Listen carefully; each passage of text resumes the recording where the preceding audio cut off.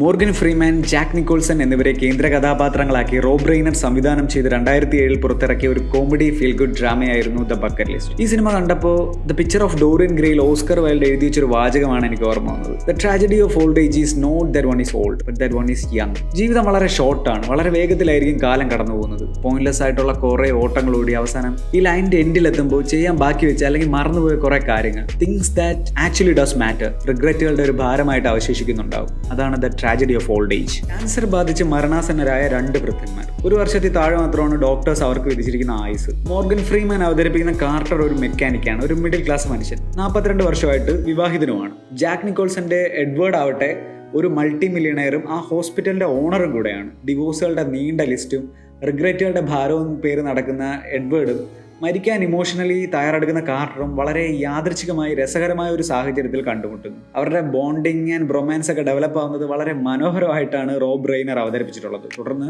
കാർട്ടറിന്റെ bucket list അഥവാ മരിക്കുന്നതിന് മുമ്പ് ചെയ്തു തീർക്കാൻ ആഗ്രഹിക്കുന്ന കാര്യങ്ങളുടെ ലിസ്റ്റ് എഡ്വേർഡ് കാണുകയും അവരൊന്നിച്ച് ആ കാര്യങ്ങൾ ചെയ്തു തീർക്കാനുള്ള യാത്ര പുറപ്പെടുകയും ചെയ്യുന്നു. പിന്നീട് അങ്ങോട്ടുള്ള ഈ സിനിമയുടെ പേസ് നിങ്ങൾക്ക് ഊഹിക്കാവുന്നതേ ഉള്ളൂ.